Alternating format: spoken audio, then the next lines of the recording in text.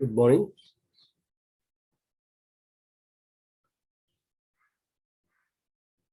கொஞ்சம் கேள்விகள் போட்டிருந்தான் செய்து நீங்கள் எனக்கு போட சொன்னால் எனவே போடையில போல கிடக்கு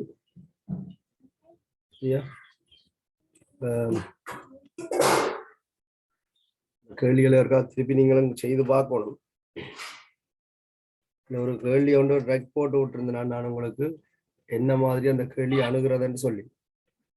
சரியா? அந்த கேள்வியில கேட்கப்பட்டிருக்க அவ்வளவு கேள்விக்கு நீங்கள் பொருத்தமா விடை எழுதி கொண்டு வந்தீங்கன்னு சொன்னால் இந்த கேள்வி மிக இலகுவாக ஒரு விடைய தேரும். சரி, எல்லா சந்தர்ப்பத்திலையும் அப்படி கேள்வியை உடைச்சு கேட்கக்கூடாது. அது உண்மை பிள்ளைன்ற சுய சிந்தனையே கெடுக்கும். நான் கேள்வியை போட்டு கேள்வி செய்யாதாலே அப்படி ஒரு ரெக் போட்டு தந்திருக்கேன். இனி இதுக்கும் வேலையும் வேலை செய்யலை என்றால் கஷ்டம். ஒரு கதை சொல்லியிருக்கிற அந்த கதையும் பாடத்தையும் கொஞ்சம் கவனிச்சுக்கன்னா தெரியும். கேள்வி அன்றைக்கு நான் செய்தேன். தூய்மையற்ற சோடியம் கார்பனேட் மாதிரி ஒன்று 1 கிராம் என்று சொல்லி இருக்கு. அப்ப இந்த 1 கிராமும் சோடியம் கார்பனேட் இல்லை. ஏனென்று சொன்னால் அது தூய்மையற்றது என்று சொல்லி இருக்கு. தூய்மையானது என்று இருந்தால் நாங்கள் நேரடியாக சார்மூல கூட்டத்தின் வளர்ச்சி நூல் கண்டிருக்கிறோம். இது தூய்மையற்றது. அப்ப இந்த 1 கிராமில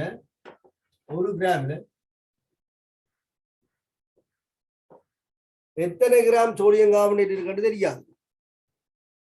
இந்த 1 கிராம் சோடியம் கார்பனேட்டும் 250 மில்லி கரைசலாக்கப்படுது. இந்த இதை நீங்க கொஞ்சம் விளங்கி கொள்ளணும். ஏன்னா கேள்விகளை இதே பிரச்சனையை கொண்டு வந்தாரு. 1 கிராமும் 250 கிலோ இருக்கு. உங்களுக்கு தெரியும் சோடியம் கார்பனேட் கரைசல் நீர்ல நன்றாக கரியக்கூடிய ஒரு ஏகவின கரைசல். ஏகவின கரைசல் என்றால் ஒருபான சோத்துக்கு ஒரு சோறு பதம் பண்ணுவாங்க. சோறும் கஞ்சியும் அங்க ஏகவின கரைசல் இல்லை. அதுக்கே ஒரு சோறு எடுத்து பார்த்தா ஒரு பானையில இருக்கிற சோறு ஒரே மாதிரி இருக்குமென்ற ஒரு மீனிங் அங்க இருக்கேங்க. ஏகவின கரைசல் என்பது கரைசலின் எல்லா பகுதியிலையும் கூறுகள் சீராக பரவி இருக்கும். அப்ப இதுண்டு ஒரு பகுதியில எவ்வளவு இருக்குதுன்னு பார்த்தோம்னு சொன்னால் அதை நாங்கள் மல்டிப்ளை பண்ணி அங்க எவ்வளவு இருக்குமென்னு சொல்லி கண்டுபிடிக்கணும். அப்ப இந்த 250 சென்டிமீட்டர் கனம் கரைசலும் பரிசோதனைக்கு உட்படுத்த வேணும் என்ற ஒரு அவசியமும் இல்லை. ஆகவே இதுல இருந்து ஒரு பகுதி தான் பரிசோதனைக்கு உட்படுத்தப்படும். பொதுவாக இந்த வித்தியாசத்தை நீங்கள் விளங்கிக் கொள்ளணும். நீங்கள் கரைச்சது 250 சென்டிமீட்டர் கணக்கு. இதுல இருந்து ஒரு பகுதி எடுத்து பரிசோதனைக்கு உட்படுத்தப்படுது. அதிண்ட கனவளவு 50 மில்லி லிட்டர்னு சொல்லப்பட்டிருக்கு. ஆகவே இதிண்ட 5ல் 1 பங்கு தான் இங்க இருக்கு. சரியா? உங்களோட பரிசோதனை தொகுதி இது. இதுக்குள்ள 0.15 m செறிவுடைய HCl கரைசல்ல 30.4 மில்லி சேர்க்கப்படுதா. அப்ப சோடியம் கார்பனேட் இருந்தது சோடியம் கார்பனேட் இருந்தது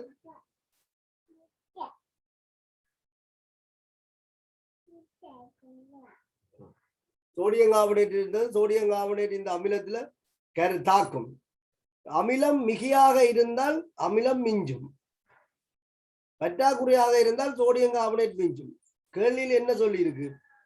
எஞ்சிய அமிலம் என்று சொல்லி இருக்கு. ஆகவே இங்க அமிலம் மிகையாக இருக்கு. அமிலம் மிகை. அமிலம் மிகை என்று சொன்னால் யார் முட்டாக தாக்கும்? சோடியம் கார்பனேட் முட்டாக தாக்கும். அப்ப எல்லைப்படுத்தும் தாக்கி சோடியம் கார்பனேட். அப்படி தாக்கம் நடைபெற்ற பின்பு எஞ்சிய அமிலத்தை அளவிடுவதற்காக தாக்கம் நடைபெற்ற பின்பு எஞ்சிய அமிலத்தை அளவிடுவதற்காக நாங்கள் NaOH பயன்படுத்தோம். சரிதான், NaOH பயன்படுத்தோம். அப்ப நான் உங்களுக்கு முதலே சொன்ன மாதிரி ஆரம்பத்துல நாங்கள் ஒரு கூட நிறைய கண்டோஸ் வைக்கிறோம். ஆனா எண்ணி வைக்கிறோம். எவ்வளவு வச்சோம் எண்ணி வைக்கிறோம். ஆக்கள் வரியினம் தங்களுக்கு தேவையான 2 எடுத்துக்கொண்டு போயினோம். அதுக்கு பிறகு கொஞ்சம் கண்டோஸ் மிஞ்சுது. மிஞ்சின கண்டோஸை இன்னொரு ஆளை விட்டு என்ன செய்யணும்? எண்ணணும் எவ்வளவு இருக்குன்னு சொல்லி. அப்ப இப்ப நான் நேற்று சொன்னேன், நான் 100 வச்சனா 30 மிஞ்சி இருக்குன்னு ஒரு ஆள் எண்ணி சொல்லுது. அப்ப எடுக்கப்பட்டது 70. ஒரு ஆள் 2 கண்டோஸ் எடுக்கும் என்று சொன்னால் வந்தவர்களுடைய எண்ணிக்கை 35 என்று சொல்லி ஒரு கணித்தல். சரி, அப்ப இதே மாதிரி தான் நாங்கள் என்ன செய்ய போறோம்னு சொன்னால் இந்த கேள்வியை அணுக போறோம். அப்ப ஆரம்பத்துல வச்ச HCl சேர்க்கப்பட்ட HCl என்ற செறிவும் கனவளவும் தெரியும் என்பதால சரி, HCl என்ற செறிவும் கனவளவும் தெரியும் என்பதால ஆரம்பத்தின் இந்த மூளை வந்து நாங்கள் காணலாம். அப்ப என்சமன் CV படி 0.15 மூல் டெசிமீட்டர் -3 கனவளவு 30.4 தர 10⁻³ டெசிமீட்டர் கனம். இதுல இருந்து நீங்கள் ஆரம்பத்துல சேர்த்த HCl என்ற மூளை காணலாம். இது கேள்வி கேட்கணையோ இல்லையோ இந்த செறிவையும் இந்த கனவளவையும் பயன்படுத்தி நீங்கள் இந்த மூளை காண வேண்டும். சரி, அப்ப அந்த மூலங்களுக்கு எவ்வளவு வருது? இந்த கேள்விக்கு விடையெடுக்காட்டாலும் இந்த பகுதிகளுக்கு விடையெடுத்தீங்கன்னா உங்களுக்குரிய புள்ளிகள் கிடைக்கும். அப்ப 0.15 தர 30.4 இந்த மூல் 4.56 தர 10⁻³ மூல் அண்டு வருது. அப்ப வைக்கிற கண்டோஸோட ஒப்பிட்டால் இதுதான் 100. இந்த அமிலத்துல சோடியம் கார்பனேட் என்ன செய்ய போகுதுனால் முற்றாக தாக்கம் அடைய போகுது. ஆகவே சோடியம் கார்பனேட்டுக்கும் அமிலத்துக்குமான தாக்கத்துல முற்றான தாக்கம் என்று சொல்லிக்கல H2O-வும் CO2-வும் வரும். அப்ப இந்த ஒரு சோடியம் கார்பனேட் 2H+ கிடைக்கும். அப்ப 2 ஆக இருக்கும் பீசமான. இந்த தாக்கத்தை நீங்கள் விளங்கிக் கொள்ளவும் சமப்படுத்திக் கொள்ளவும். அப்ப இதுல தாக்குது, தாக்கினது போக மிஞ்சுது. அந்த மிஞ்சி HCl அதான் இஞ்சி HCl NaOH நியமிக்கப்படும். NaOH நியமிக்கப்படும் போது NaCl-ம் H2O-வும் வரும். பீசமானம் 1:1 வரும். அந்த எஞ்சிய HCl-ஐ நியமிப்பதற்காக பயன்படுத்திய NaOH செறிவு 0.12 மூல் டெசிமீட்டர் -3 என்று தரப்பட்டிருக்கு. அதன் கனவளவு 10 தர 10⁻³ டெசிமீட்டர். அலகு மாற்றங்கள்ல இப்பவும் சிக்கல் இருந்தால் நீங்கள் அதை கிளியர் பண்ணிக்கொள்ளணும். நான் பாடம் துவங்கிக்கு இதைத்தான் படிப்பேன். இந்த பெருக்கி நீங்க என்றால் 1.2 தர 10⁻³ மூல் அண்டு வரும். இது என்ன? இது தெளிவா எழுதுவதாக இருந்தால் இந்த கார்பனேட்டோட தாக்கின பிறகு மேலதிகமாக இருந்த அமிலத்தோட தாக்கின NaOH மூல். NaOH-க்கும் HCl-க்கும் பீசமானம் 1:1. NaOH-க்கும் HCl-க்கும் பீசமானம் 1:1. ஆகவே இந்த NaOH மூல்ல இருந்து HCl மூலை நாங்கள் காணலாம். அப்ப நான் உங்களுக்கு ஏற்கனவே சொன்ன கதையின்படி எண்ணினது கடைசியா வாக்கள் எல்லாம் வந்து எடுத்துக்கொண்டு போன அப்புறம் மிஞ்சினது எண்ணினது இது 30க்கு ஒப்பானது. ஆகவே வந்த ஆக்கள் எத்தனை எடுத்துக்கொண்டு போனவை என்று சொன்னால் இங்க ஆரம்பத்துல வச்சதுக்கும் மிஞ்சினதுக்கும் இடையிலான வித்தியாசம். அதாவது சோடியம் கார்பனேட்டுடன் தாக்கிய HCl-இன் மூல். சோடியம் கார்பனேட்டுடன் தாக்கிய HCl-இன் மூல். அடுத்தது 4.56 தர 10⁻³ ஆரம்பத்துல. இப்ப தாக்கினது போக மிஞ்சினது 1.2 தர 10⁻³ மூல். இந்த ரெண்டுக்கும் இடையிலான வித்தியாசம் சோடியம் கார்பனேட்டோட தாக்கி HCl மூளை தரும். சரிதான், சோடியம் கார்பனேட்டோட தாக்கி HCl மூளை தரும். இது வந்து எங்களுக்கு 3.36 தர 10⁻³ மூளை தான். இதுதான் இந்த HCl மூல். இந்த HCl-க்கும் Na2CO3-க்கும் பீசமானம் 2:1. இதெல்லாம் கருத்துல கொள்ள வேண்டிய விஷயங்கள். பீசமானம் 2:1. ஆகவே இதனுடைய அரைவாசி மூல் சோடியம் கார்பனேட் ஆக இருக்கும். இதனுடைய அரைவாசி மூல் சோடியம் கார்பனேட் ஆக இருக்கும். சோடியம் கார்பனேட் மூல் 50 சென்டிமீட்டர் கனம் கரைசலுக்கான பரிசோதனை நடக்கும். 50 சென்டிமீட்டர் கனம் கரைசல்ல உள்ள சோடியம் கார்பனேட் மூல் 50 சென்டிமீட்டர் கனம் கரைசல்ல இருக்கிற சோடியம் கார்பனேட் மூல் இதனுடைய அரைவாசி என்றால் 1.68 தர 10⁻³ என்ன கேட்டு இருக்கு? 250 சென்டிமீட்டர் கனம் கரைசலுக்கு எவ்வளவு இருந்தது கேட்டு ஏண்டா இது 50 சென்டிமீட்டர் கனத்துக்கான பரிசோதனை நடக்கும். ஆகவே அதிന്റെ 5 மடங்கு. ஆகவே 250 சென்டிமீட்டர் கனம் கரைசல் 1.68 தர 10⁻³ மூல 50ஆல விரிச்சு 250ஆல பெருக்கிறதுக்கு ஒப்பானதான் இந்த 5 மடங்கு. அப்ப இந்த பிரமாணத்தை நீங்க 5ஆல பெருக்கினாலும் சரி அல்லது அலகு கனவளவுக்கு கண்டு பெருக்கினாலும் சரி. 8.4 மூலண்டு 8.4 தர 10 மூல்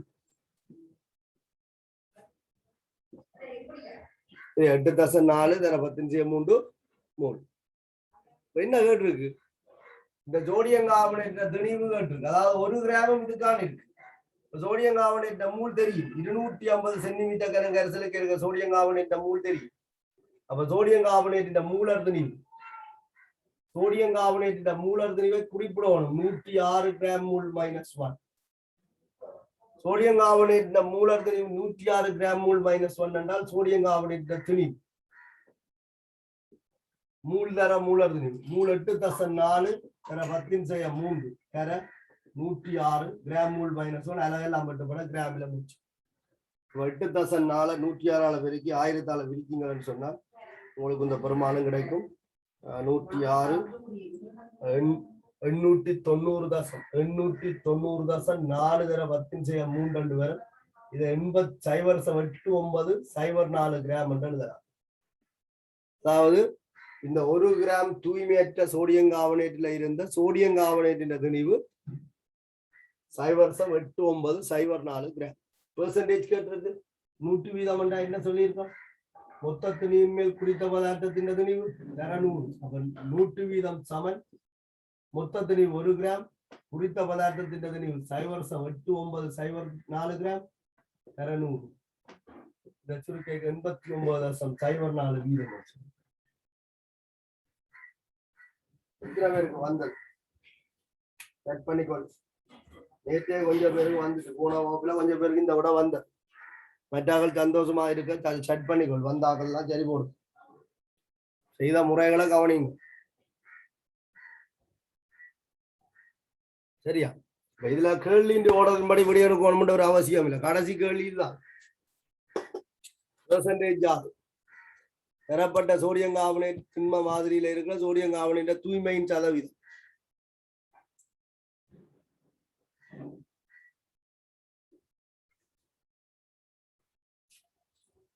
கரி பிரசாத் வந்திருக்கா? வேற எத்தனை ஜீவனுக்கு வந்திருக்கு? இதே மாதிரி இதே ஒத்த கேள்விதான் நாங்கள 3 கேள்வி போட்டிருக்கோம். ஏன்னா ஒரு கேள்வியில விளங்காட்டா இன்னொரு கேள்வியில் என்றாலும் விளங்காட்டு மனுஷன். நீங்கள் முயற்சி செய்தால் அது உங்களுக்கே புரியும்.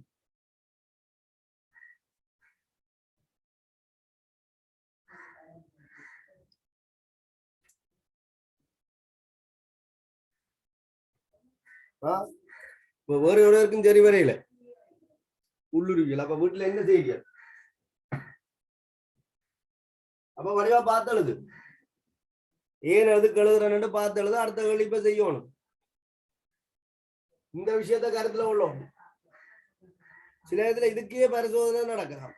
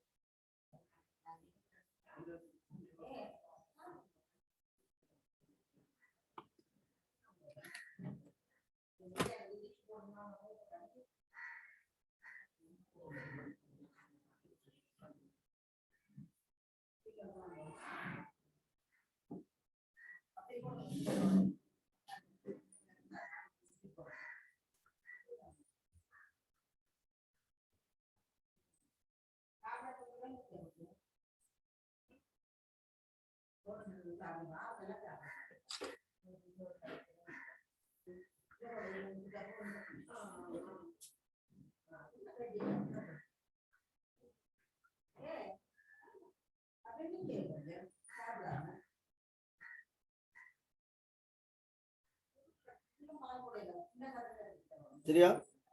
இதுல இதே ஒத்த கேள்வி அடுத்தது.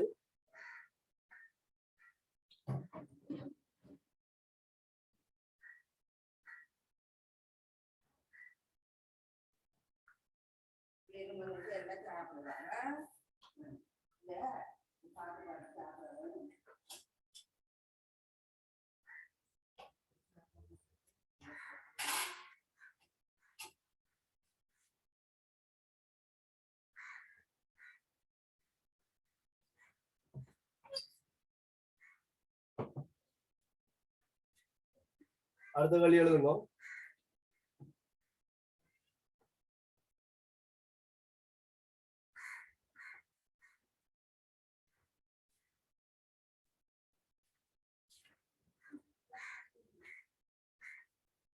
எட்டாவதாக இருக்கிற கேள்வி, சுண்ணாம்பு கல்லில் உள்ள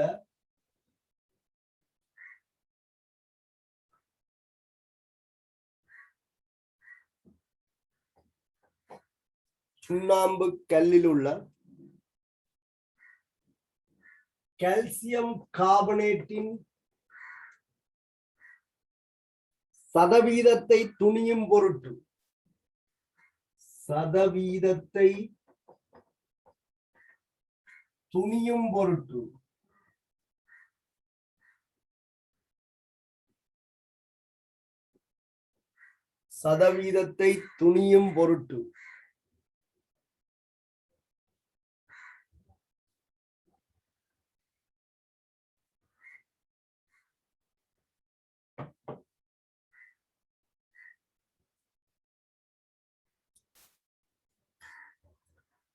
சுண்ணாம்பு கல்லில் உள்ள கால்சியம் கார்பனேட்டின் சதவீதத்தை துணியும் பொருட்டு பின்வரும் சோதனை நடத்தப்பட்டது.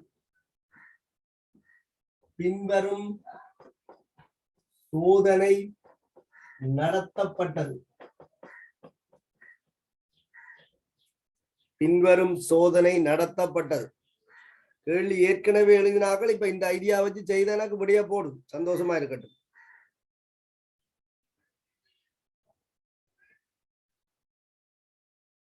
பின்வரும் சோதனை நடத்தப்பட்டது. சுண்ணாம்பு கல்லில் இருந்து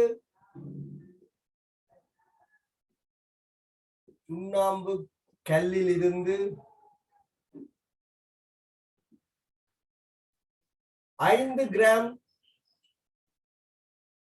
எடுக்கப்பட்டு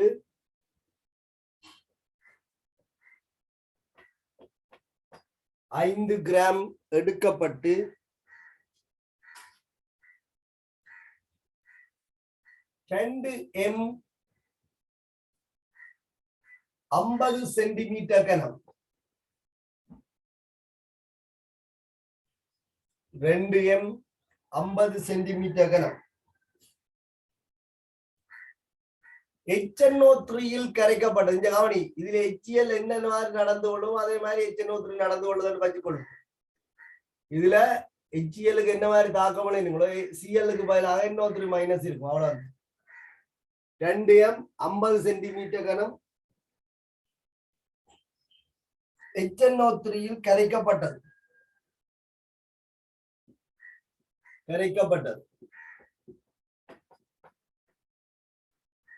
சரியா? எஞ்சிய HNO3 நடுநிலையாக்க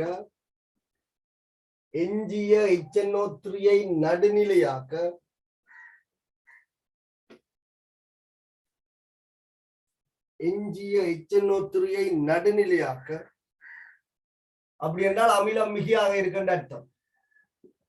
எஞ்சிய HNO3 நடுநிலையாக்க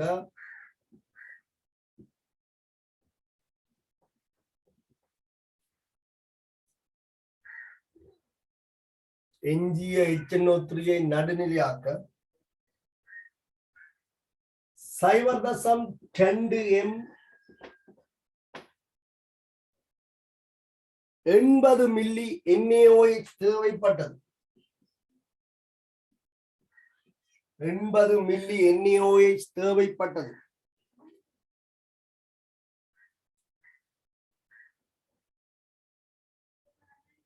சுண்ணாம்பு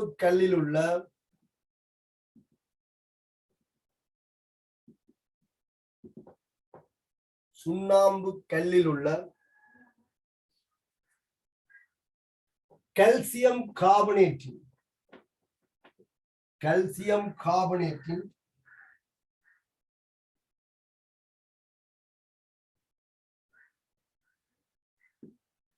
தூய்மையின் 100% யாது?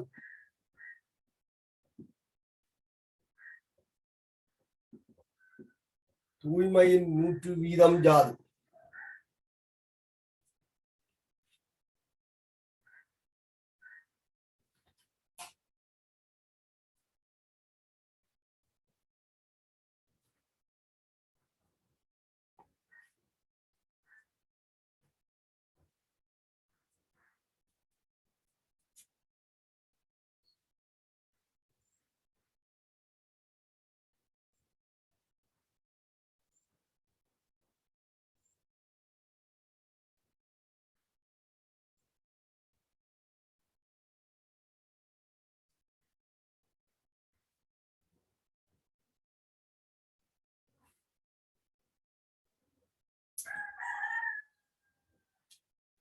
கால்சியத்துக்கு சாரண திணிவு 40, காபனுக்கு 12, உட்சருக்கு 16. தேவைப்பட்டால் பயன்படுத்திக் கொள்ளும்.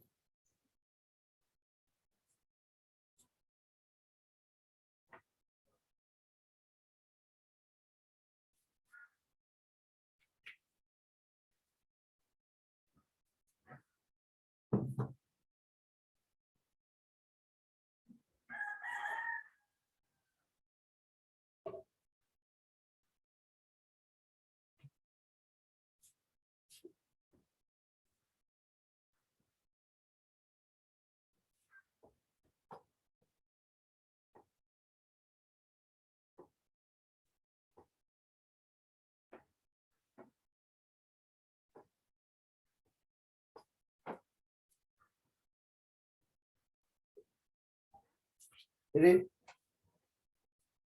செய்துட்டு பக்கம் இருக்கா அப்படியே சொல்லுங்க.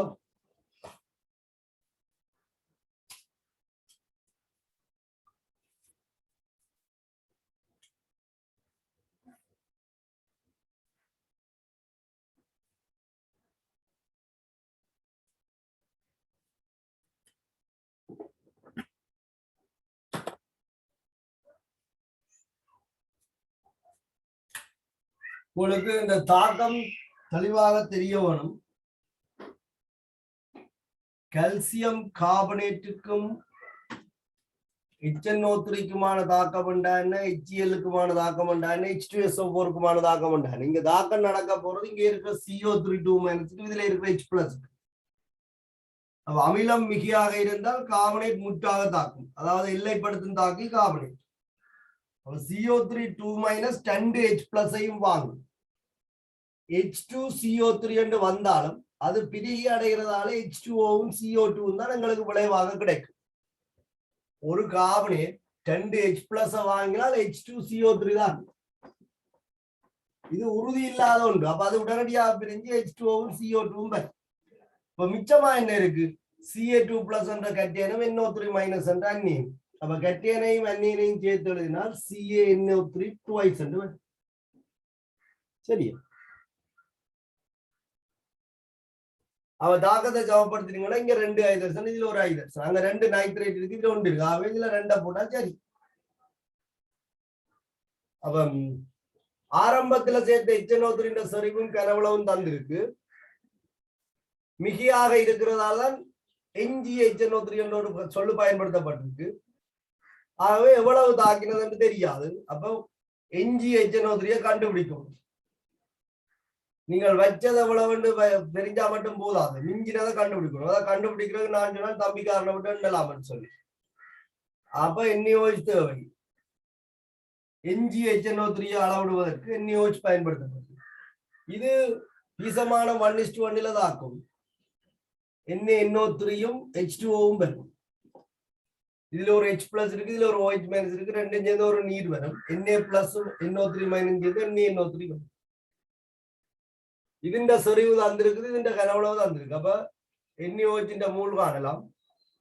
பீசமானத்தை பயன்படுத்தி HNO3 மூல் காணலாம், அதாவது எஞ்சி HNO3 மூல் காணலாம். ஆரம்பத்துல சேர்த்த HNO3 மூலும் தெரியும். இங்க ஒரு இடம் என்ன செய்யல, கரைசல்ட கனவுளவு மாத்தல. ஆகவே இந்த ரெண்டுக்கும் இடையிலான வித்தியாசம் தாக்கின HNO3 தரும். யாரோட? கால்சியம் கார்பனேட்டோட தாக்கின HNO3 தரும். ഇതിന്റെ அரைவாசி கால்சியம் கார்பனேட் மூலத்தை. அப்ப 5 கிராமும் இந்த 50 மில்லிக்குள்ளே சேர்க்கப்பட்டிருக்கால இப்ப பெருக்கி பிரிக்க தேவையில்லை. சார்மூல குட்டுத்தன் வளர்க்கிறா கால்சியம் கார்பனேட் துணிவு வருது. உடைய எடுத்ததில் எனக்கு ஒரு செட் பண்ண சொன்னாங்க. இவ்வளவு நேரம் செல்லுது. நிலவனுக்கு விட ஓகே. அப்ப மற்ற புள்ளுருவியல் எல்லாம் என்ன செய்யுது?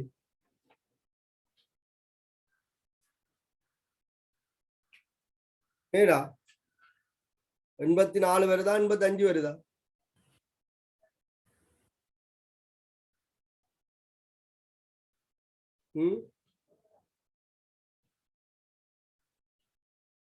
நிலவன் 84 85 வருது.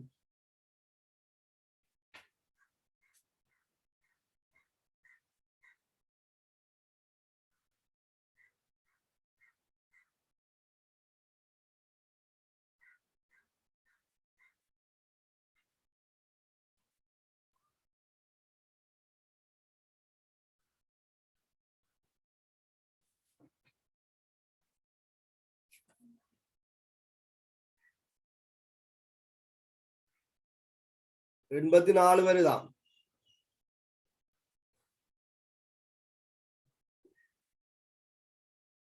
84.95 வருது என்றால் 85 போடலாம். ஓகே, பரவாயில்ல. நான் கால்குலேஷன் பார்க்கல, நீங்கள் சுருக்கி பாருங்க. அட்ஜஸ்ட்மெண்ட் சில நேரத்தில் விட வித்தியாசப்படலாம். ஆனா இங்கே அட்ஜஸ்ட் பண்ண வேண்டிய அவசியம் இல்லை என்று நினைக்கிறேன். சரி, இப்ப இந்த ரெண்டு தாக்கமும் நீங்கள் பீசமான ரீதியில சமப்படுத்த வேணும். இதுல முதலாவது நீங்கள் என்ன செய்யலாம் என்று சொன்னால், ஆரம்பத்தில் எடுக்கப்பட்ட எச்சனோத்தின் மூல் காணலாம். சரிவும் கனவுளவும் தந்திருக்கு. ஆகவே நான் இஞ்சால காண்றேன். அப்ப ஆரம்பத்தில் எடுக்கப்பட்ட எச்சனோத்தின் மூல் சிவி படி சரிவு 2m, கனவளவு 50 தர 10/3 டெசிமீட்டர் கணக்கு மாற்றம். ஆகவே இது 100 தர 10/3 இருக்கும். நீங்கள் 0.1 எழுதலாம். எனக்கு கொஞ்சம் சுருக்கல்ல பிரச்சனை இருக்கிறதால நான் அதை 100 வச்சிருக்கிறேன். தசத்துல வச்சு சுருக்கத்துல இதுல எனக்கு கஷ்டமா இருக்கும். ஆனா நீங்க இப்படி எடுங்க, இப்படி எடுங்க. சரி, அது ஓகே. எஞ்சிய எச்சனோத்திரியோட தாக்கின NaOH சரிவும் கனவுளவும் தரப்பட்டிருக்கு. ஆகவே இந்த தாக்கின NaOH மூளையும் சரிவையும் கனவுளவையும் பயன்படுத்தி காணலாம். அளவோட பிரதியிட்டுக் கொள்ளும். எனக்கு இடம் பிரச்சனை வரும் என்பதால நான் பெருமானத்தை மட்டும் போடுறேன். இதுல தசத்தை நீக்கிறீங்கன்னா இது 16 வரும். 16 தர 10/3 மூல். அப்ப இதை நீங்க எழுதுறால் 0.016 மூல் என்று எழுதுவீர்கள். பீசமானம் 1:1. ஆகவே எஞ்சிய எச்சனோத்திரியும் 16 தர 10/3 மூலாக இருக்கும். அதாவது 0.016 மூலாக இருக்கும். ஆரம்பத்தில் எடுத்த எச்சனோத்திரின் மூல் 100 தர 10/3 மூல், எஞ்சின எச்சனோத்திரி 16 தர 10/3 மூல். ஆகவே கால்சியம் கார்பனேட்டோட தாக்கிய எச்சனோத்திரின் மூல காணலாம். கால்சியம் கார்பனேட்டோட தாக்கிய எச்சனோத்திரின் மூல் 2க்கும் இடையிலான வித்தியாசம். அதான் நான் 100லயும் 16லயும் வச்சிருக்கேன் என்றால் எனக்கு சுகமா இருக்கும். இப்ப 100ல இருந்து 16 கழிச்சால் 84. 84 தர 10/3 மூல் என்று எழுதி போட்டு வேணும் என்றால் தசத்தை குத்தி காட்டு. 0.84 சரிதானே? அப்ப இந்த எச்சனோத்திரின் மூல் எனக்கு தெரியும் 0.084 மூல். இதுக்கும் பீசமானம் 2:1. ஆகவே கால்சியம் கார்பனேட்டின் மூல் ഇതിന്റെ അരവാസി 0.042 மூல். கேட்டது கால்சியம் கார்பனேட்டின் தூய்மை நூற்று வீதம். அப்ப இந்த சுண்ணாம்பு கல்லில இருந்த 5 கிராம்ல எவ்வளவு கால்சியம் இருந்தான்னு எனக்கு தேவை. ஆகவே கால்சியம் கார்பனேட்டின் மூலர்தனிவை குறிப்பிட போகுது. கால்சியம் கார்பனேட்டின் மூலர்தனிவு 100 கிராம் மூல் -1. கால்சியம் கார்பனேட்டின் மூல ஏற்கனவே கணிச்சிருக்கிறேன். இப்ப மூலர்தனிவு 100. நான் நினைக்கிறேன் நிலவன் நீங்க மூலர்தனிவு ஏதோ மாறி போட்டு 106 போட்டுட்டீங்களோ தெரியா? சோடியம் கார்பனேட் முதல் செய்த அனுபவத்துக்கு 0.042 100ஆல பெருக்கினீங்கன்னு சொன்னால் 4.2 வருது. அப்ப W கால்சியம் கார்பனேட் வந்து மூல் தர மூலர்தனிவு சமன்பாட்டுல பிரதிட்டீங்கன்னா உங்களுக்கு தெரியும். பிரதிட்டு காட்டுங்க 0.042 மூல் தர 100 கிராம் மூல் -1. இதை சுருக்கினீங்கன்னா உங்களுக்கு 4.2 கிராம் என்று வரும். இனி என்ன? தூய்மை நூற்று வீதம். ஏற்கனவே நாங்கள் இதெல்லாம் தனித்தனியா படிச்சினாங்கல்ல. தூய்மை நூற்று வீதம் மொத்த திணிவின் மேல் குறித்த பதார்த்தத்தின் திணிவு. மொத்த திணிவு எவ்வளவு? 5 கிராம். 5 கிராம்ல எவ்வளவு கால்சியம் கார்பனேட் இருக்கு? 4.2 கிராம் இருக்கு. ஆகவே 100க்கு எவ்வளவு இருக்கும் என்பது நூற்று வீதத்துல அப்படியே தரும். சரிதான்? அப்போ இது உங்களுக்கு என்னண்டு வரும்? 84 ஷாப்பா வரும். அப்ப 84 சட்டத்துக்கு போக அவசியம் இல்லை. 84 சரியா? கரிப்பிரசாத் மற்றவை எல்லாமே நினைத்திர ஒளினியும் நல்ல ஒரு ஆன்லைன் படிப்பு.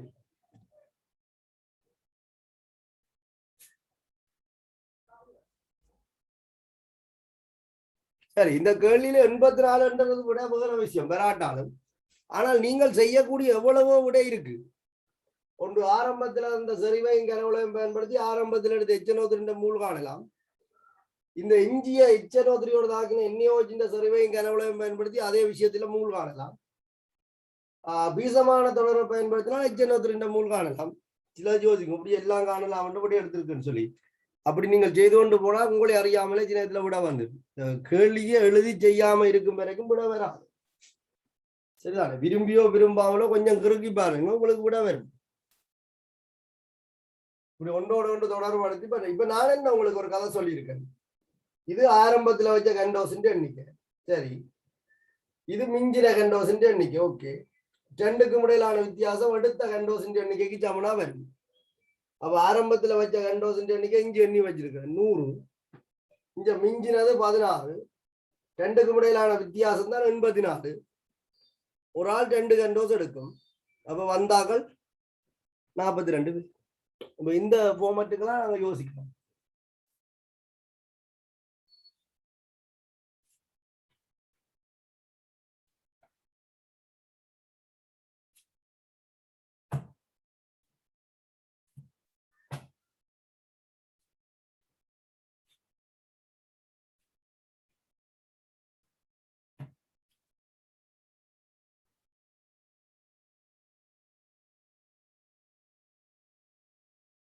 இன்னொரு கேள்வி இருக்கு, 5வது கேள்வி.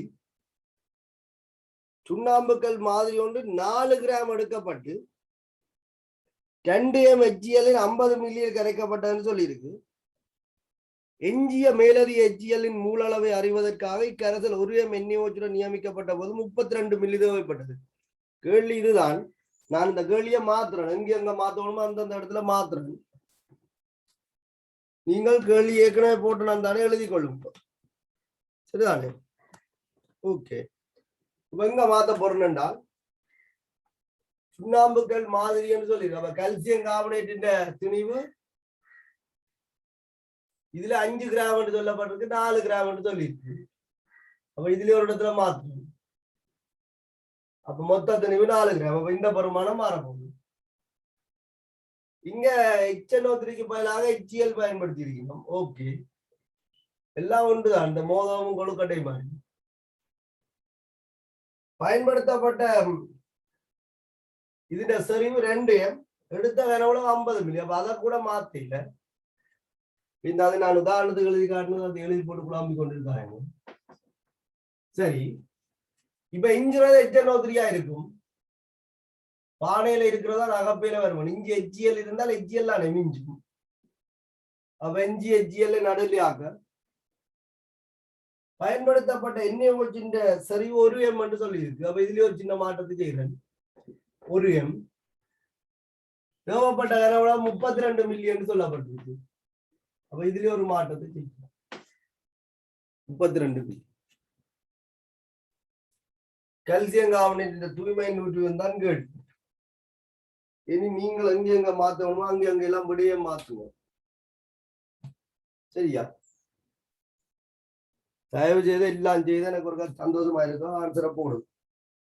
இந்த ஒரு ஆள் 2 பேர் சாட்டுக்கு போடாத.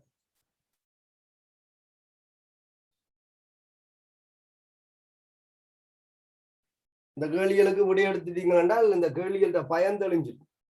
பார்த்தா பின்னாம்பரிய கேள்வி மாதிரி இருக்கு. 3 கேள்வி ஒரே மாதிரி கேள்வி திருப்பி திருப்பி செய்ய இதுல என்ன கஷ்டம் இருக்குன்ற மாதிரி பாரு.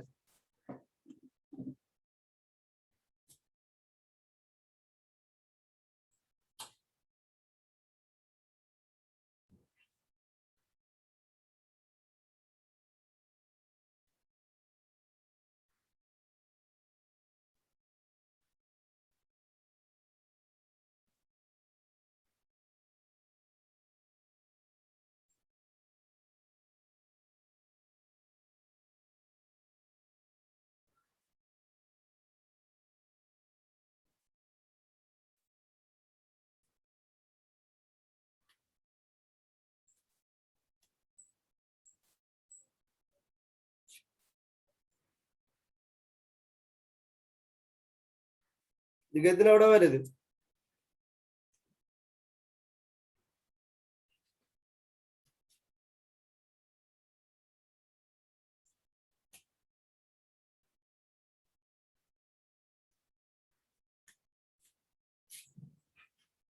இங்க எந்தெந்த இடத்துல பார்த்தோம் மட்டும் பாருங்க.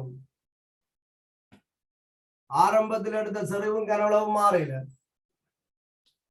சரி, ஆரம்பத்தில் எடுத்த செறிவும் கனவுளவும் மாறையில. ஆகவே ஆரம்பத்தில் எடுத்த மூல் மாற போறது இல்லை.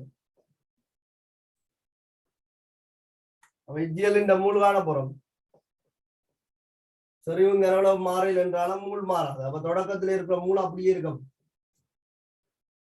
ஆனால் எஞ்சிய எச்சியலோட தாக்கின எண்ணெய் வச்சுட்ட மூல் மாறுது.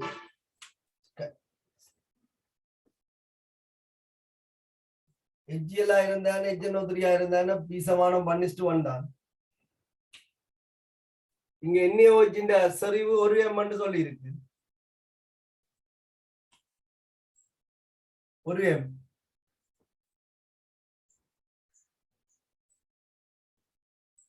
கனவளவு 32 மில்லி லிட்டர். அப்ப அதை நாங்கள் மாத்தணும். அப்ப மூலவளவு வரும் ஒரு எம் 32. அப்ப இது 32 தர 10 3 மூலண்டே வரும். இதெல்லாத்தையும் நான் அழிக்கிறேன். பீசமானம் 1:1. அப்ப இது 32 வரும். ஆரம்பத்தில் எடுத்தது 100 தர 10 மிஞ்சினது 32 தர 10 ஆகவே கல்சியம் கார்பனேட்டோட தாக்கினது 68 தர 10 சொல்றது சரி. அவ ഇതിന്റെ അരവാസി 34 തര 10 ഇതില്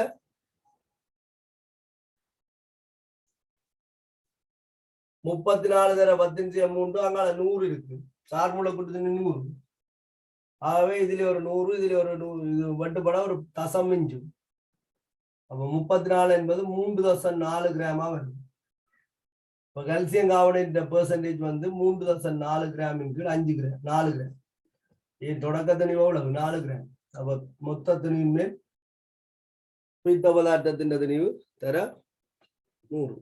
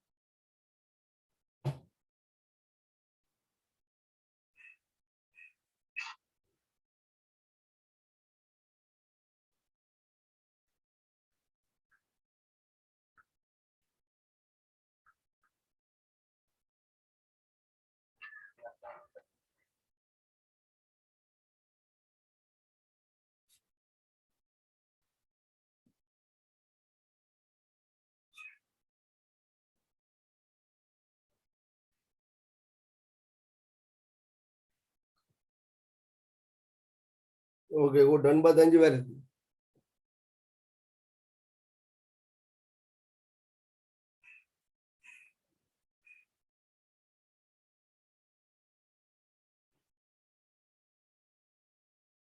சரியா?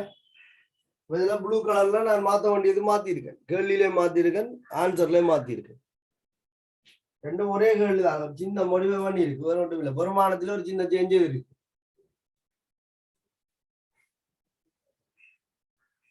இந்த அறிவை பயன்படுத்த வேண்டியா?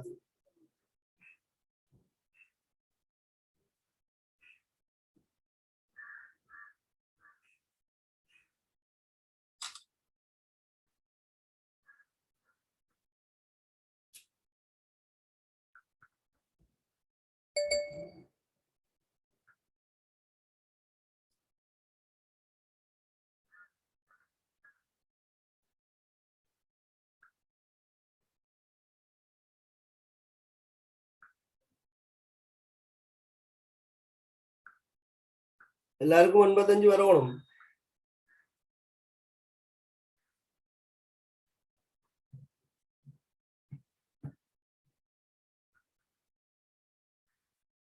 இதே மாதிரி கேள்விகளை நீங்களும் தேடி எடுத்து செய்து வழங்கும்.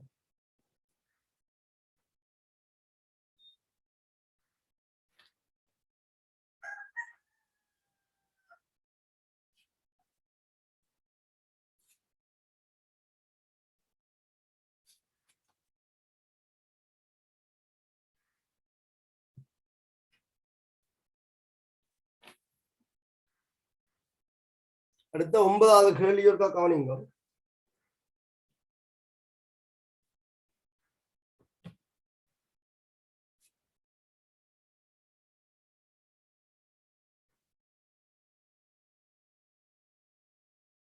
சரியா? 9வது கேள்வி. விட வந்தாக்கள் எனக்கு சேட் பண்ணி கொள்ளுங்க, உங்களோட விடைகளை சேட் பண்ணி கொள்ளுங்க. சொல்றது கேட்காம எழுதாம கொஞ்சம் இருக்குந்தானே. கேள்வி எழுதி கொள்ளுங்க.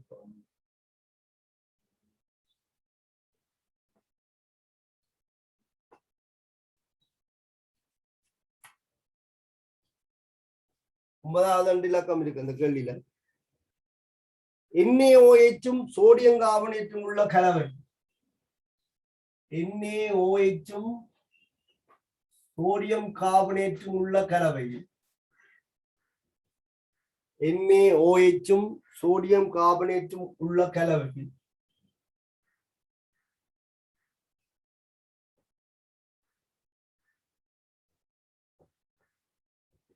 NaOH சோடியம் கார்பனேட்டும் உள்ள கலவையில்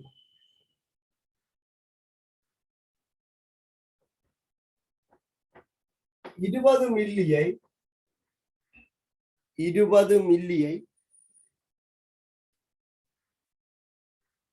பினோப்தலின் காட்டி முன்னிலையில், நீங்க தமிழ்ல எழுதினாலும் இல்ல, பினோப்தலின் காட்டி எல்லாரும் ஆங்கிலத்தில் எழுதி கொள்ளுங்க. பிஎன்ன்றது சும்மா நாங்கள் சுகத்துக்காண்டி எழுதுறது, அது ஒரு ஸ்டாண்டர்டான குறியீடு இல்ல. பினோப்தலின் காட்டி முன்னிலை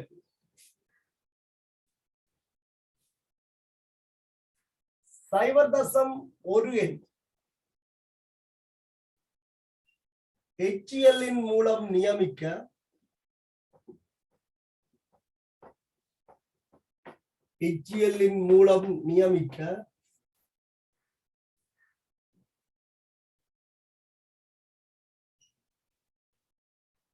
24 மில்லி தேவைப்பட்டது.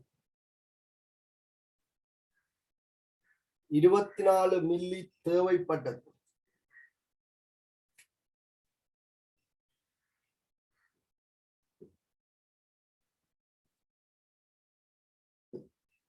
இக்கரைசலின் வேறொரு 20 மில்லியை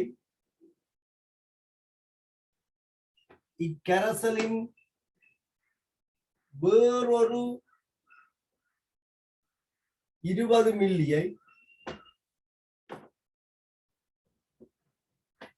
இக்கரைசலின் வேறொரு 20 மில்லியை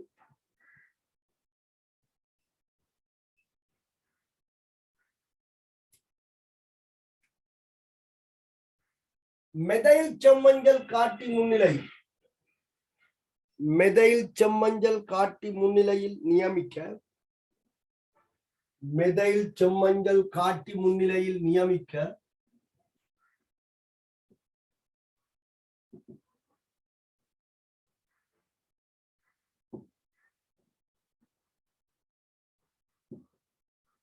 மெதைல் செம்மஞ்சள் காட்டி முன்னிலையில் நியமிக்க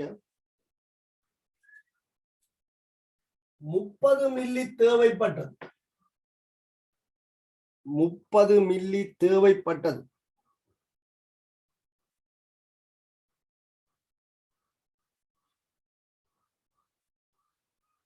ரெண்டுக்கும் ஒரே HCl தான் பயன்படுத்தி இருக்கோம். பிரேக்கெட்டுக்கு போட்டுக் கொள்ளுங்க. 0.1 HCl அதெல்லாம் 30 மில்லி தேவைப்படும். இந்த HCl எல்லாம் பயன்படுத்தி இருக்கோம்.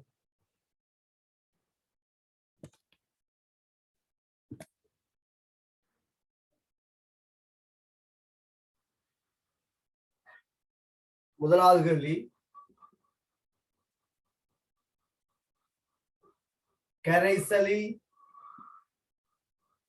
கரைசலில்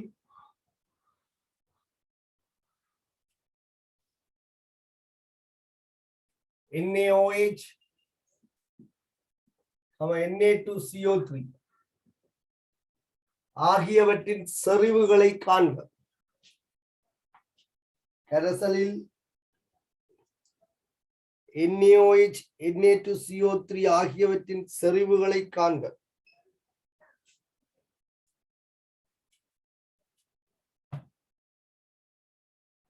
இரண்டாவது கேள்வி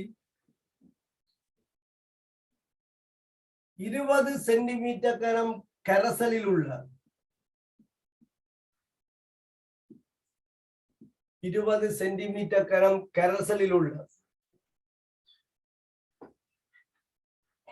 NaOH, Na2CO3, NaOH, Na2CO3 ஆகியவற்றின் திணிவுகளை காண்க. ஆகியவற்றின் திணிவுகளை காண்க.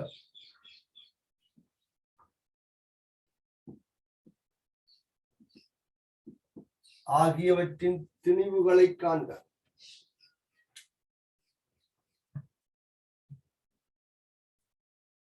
முதலாவது கேள்விக்கு விட எடுத்தா இரண்டாவது கேள்விக்கு விட இருந்தா செய்யுங்க. விட வந்தார்கள் எனக்கு ஒரு வச்சு பண்ணிக்கொள்ளுங்க உங்களோட விடிய.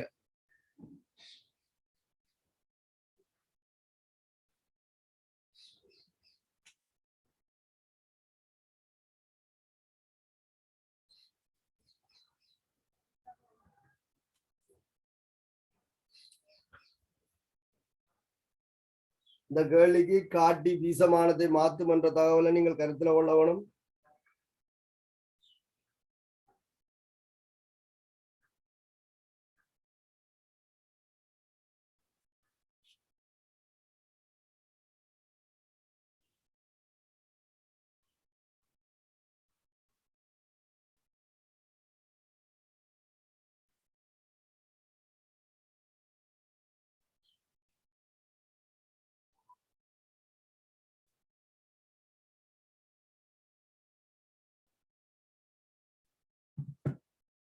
இந்த மாதிரியான சந்தர்ப்பங்கள்ல ஒரு கவனிச்சு கொள்ளுங்க. நீங்கள் இலகுவாக செய்ய வேணும் என்று சொன்னால், அடிப்படையில எல்லாருக்கும் பொதுவாக ஒரு விஷயத்தை சொல்ல வேணும் என்று சொன்னால் ஷார்ட்கட் எல்லாமே இருக்கு. நேரடியா எல்லாம் காணலாம். நேரடியாக பாஞ்சு கொண்டு விட வர போறது இல்லை. இந்த சில சுருக்கமான வழிகளுக்குள்ள செய்யலாம். ஆனால் அது சில நேரத்துல சில பேருக்கு பிரச்சனையா இருக்கும். இப்ப இந்த மாதிரியான கேள்விகளை நீங்கள் அணுகும் போது ஒன்றுக்கு மேற்பட்ட கூறுகள் இருக்கு. எத்தனை மில்லி? 20 மில்லி. சரி, ஓகே. ஒரு 20 மில்லி கரைசலை வைக்கும் கருதுங்க. இந்த 20 மில்லி கரைசல்ல கொஞ்சம் NaOH இருக்கு, கொஞ்சம் Na2CO3 இருக்கு. எவ்வளவு இருக்கு என்பதுதான் பிரச்சனையே. மூல கண்டா சரிவு காணலாம், 20 பிரிச்சு காணலாம்.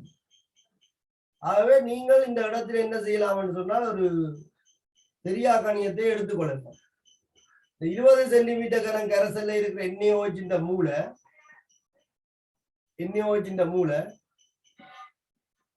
எக்ஸ் மூல் என்று எடுத்துக்கொள்ளலாம்.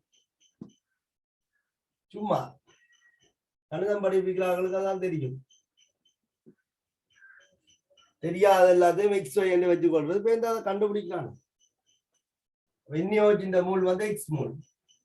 அதே மாதிரி 20 சென்டிமீட்டர் கனம் கரைசலுக்குள்ள இருக்கிற சோடியம் கார்பனேட் மூளை இன்னொரு மாதிரி கணிக்கிற வை மூலன்னு சொல்றோம். என்ன சமன் ஒரு சொல்லிடுதான். இனி XY தெரியும் என்றால் நீங்கள் என்ன மாதிரி இந்த கேள்வியை அணுகுவீங்கள் என்று பார்க்கணும். இப்ப இந்த ரெண்டும் HCl தாக்கும். காட்டி யாரா இருந்தாலும் NaOHக்கும் HClக்கும் பீசமானம் 1:1 அதுல எந்த பிரச்சனையும் இல்லை. ஆனால் காட்டி பினோப்தலினா இருந்தால் Na2CO3க்கும் HClக்கும் பீசமானம் வேற, மெதைல் சம்மஞ்சலா இருந்தா வேற. அப்ப சந்தர்ப்பம் ஒன்று. முதலாவது சந்தர்ப்பம் இதுக்குள்ள எக்ஸ் மூல் NaOH இருக்கு, Y மூல் Na2CO3 இருக்கு. எது காட்டி? பினோப்தலின் காட்டி. அப்ப காட்டி பினோப்தலின் சந்தர்ப்பம் ஒன்றுக்கு காட்டி பினோப்தலின். NaOH என்ன செய்யும்? யார் காட்டியா இருந்தாலும் அது HClோட 1:1 தாக்கும். சரி, NaCl நீரும் உங்களுக்கு விளங்கணும் என்றால் இதுல பினோப்தலின் காட்டியை போட்டுக்கணும். இப்ப யாரும் நியமிக்க போறீங்க? இதுக்குள்ள சோடியம் கார்பனேட்டும் இருக்கு. எல்லாத்தையும் எப்படி பேரலா கூட்டுறீங்க? சரி, NaOH Na2CO3 தாக்கம் தனித்தனியா கருதப்படவும் NaOHக்கும் HClக்கும் தாக்கம் தனியா கருதியாச்சு. அதே போல Na2CO3க்கும் HClக்குமான தாக்கத்தையும் நாங்கள் தனியா கருதணும். இப்பதான் நீங்கள் கவனிக்க வேண்டிய விஷயம். காட்டி யார்? பினோக்கியோ. அப்ப பீசமானம் என்ன, விளைவு என்ன, அதை கவனிக்க வேண்டும். இந்த காட்டி பயன்படுத்தப்படுக நியமித்த HCl இந்த சரிவு சைவரசம் ஒரு எம்மா நிறமாட்டத்துக்கு தேவையான கனவுல 24 மில்லியம். அப்ப என்ன காணலாம்? இந்த 2 பேரோடையும் தாக்கின HCl இந்த மொத்த மூல காணலாம். சரிவையும் கனவுலையும் பயன்படுத்தி 2 பேரோடையும் தாக்கின HCl இந்த மொத்த மூல காணலாம். ഇതിന്റെ മൂൾ എക്സ് എന്ന് தெரியும். இந்த எடுத்துக்கிட்டீர்கள். ഇതിന്റെ மூൾ y என்று தெரியும். தாக்கத்தை சமப்படுத்தினீங்கள் என்றால் பீசமான தொடர்புல எக்ஸையும் வையையும் இதுக்கு சமப்படுத்தலாம். இந்த செறிவு தர கனவளவுக்கு சமப்படுத்தலாம். இந்த செறிவும் இந்த கனவளவும் 2 பேரோடையும் தாக்கின HCl இந்த மூல தரும். அப்ப இவரோட தாக்கின HCl இந்த மூல எக்ஸ் சார்புல காணுங்கள், இவரோட தாக்கின HCl இந்த மூல y சார்புல காணுங்கள். அதுக்கு தாக்கம் சமப்படுத்தணும், பினோப்தன் விளைவு போட்டு. ஓகே, அப்போ ஒரு ஈக்குவேஷன் வரும் உங்களுக்கு. சம்திங் எக்ஸுக்கும் வைக்குமே சம்திங் போட்டு வைக்கும் போட்டு ஒரு தொடர் மூல் ஒரு ஈக்குவேஷன் வரும். இப்ப 2வது சந்தர்ப்பம் என்ன? மெதைல் சம்மஞ்சள். மெதைல் சம்மஞ்சளை பயன்படுத்திக்க இது அப்படியேதான் தாக்க போகுது. இதுல எந்த விதமான மாற்றம் பெற போறது. ஆனா இவருக்கு தெரியும் உங்களுக்கு விளைவு மாறும் சொல்லி. அப்போ 20 சென்டிமீட்டர் கணத்துக்கு இருக்கிற மூல எக்ஸ் இப்போ 20 சென்டிமீட்டர் கணத்துல எக்ஸ் தான் இருக்கும். அப்ப இதுல இருந்து நீங்கள் இந்த சந்தர்ப்பத்தில் HCl காணும். அது இங்க சொல்லி இருக்கு. வேறொரு 20 மில்லி மெதைல் சம்மஞ்சள் காட்டி முன்னிலையில் அதே HCl செறிவுங்கிற அவ்வளவு தெரியும். அப்ப இப்ப மூல் காணலாம், 2 காணலாம். அதான் இந்த சந்தர்ப்பத்துல மெதைல் சம்மஞ்சள் காட்டி இருக்க தாக்கத்தை போட்டு தாக்கின HCl மூளை XY சார்புல கண்டு இன்னொரு சமன்பாடு எடுத்துக்கிறது. இப்ப 2 தெரியாக்கணியும் 2 சமன்பாடு ஓயில்ல ஒருங்கம சமன்பாடு எல்லாம் நல்லா படிச்சிருக்கீங்க. ஏதோ கூட்டி பெருக்கி கழிச்சு எக்ஸுக்கும் வைக்கும் தீர்வானலாம். எக்ஸ் என்பது என்ன? 20 சென்டிமீட்டர் கரைசல இருக்க எண்ணி வச்சுட்ட மூல் கனவளவு 20 சென்டிமீட்டர் கனம் அதுக்கு இருக்க எண்ணி வச்சுட்ட மூல் எக்ஸுக்கு தீர்வு வந்தா தெரியும். அப்ப சரிவு மூலின்கள் கனவளவு போட்டு சரிவு காணலாம். அதே மாதிரி சோடியம் காணி காணலாம். ஏற்கனவே மூல் தெரிஞ்சா சார் மூளை கூட்டு திணிவு அளவு பெருக்கி என்ன காணலாம்? திணிவை காணலாம். அப்ப சரிவும் காண்ற திணிவு காண்ற எல்லாம் நாங்கள் உங்களுக்கு பிரச்சனையே வேண்டாம். இளைஞர்கள் இதைத்தான் கவனிக்கணும். தாக்கம் எழுதும் போது 2 பேருக்கும் தனித்தனி தாக்கம் கருதப்பட வரும். இந்த மாதிரி செறிவு தெரியாண்டால் அவன் சத்தம் போடாமல் தெரியும் என்றா என்ன செய்வோம்? அதை செய்வோம். XY சார்பில் எடுத்து செய்யலாம். இதை வேற ஷோர்ட் முறையிலையும் செய்யலாம். உங்களுக்கே இப்ப ஷோர்ட் முறை எல்லாம் தான அனுபவத்துல வரும். பேப்பர் செய்யும் போது அல்லது வேற வேற கொஞ்சம் நாள் கேள்வி செய்ய அதெல்லாம் தானா வரும். இப்ப நீங்கள் இந்த மெத்தடை கையாளுங்க. சரியா? எனக்கு என்ன சரிவு வருதுன்னு ஒரு மெசேஜ் பண்ணிக்கொள்ளுங்க. Na2CO3 சரிவு HCl சரிவு நீங்கள் சுயமா செய்தீங்கன்னா தான் விட வரும், வராம போவாது. அதுக்கு இந்த காட்டி பயன்படுத்திக்க விளைவு என்னன்னு சரியா விளங்கி வச்சிருக்கோம். சரி, இப்ப நான் சொன்ன ஐடியா வச்சுக்கொண்டு நீங்கள் கேள்வியை ட்ரை பண்ணி பாருங்க. நான் இதோட நிறைவு செய்தோம். அடுத்த வகுப்புகளை பார்ப்போம். இதே மாதிரி கேள்விகள் நீங்கள் தேடி எடுத்து செய்யும்.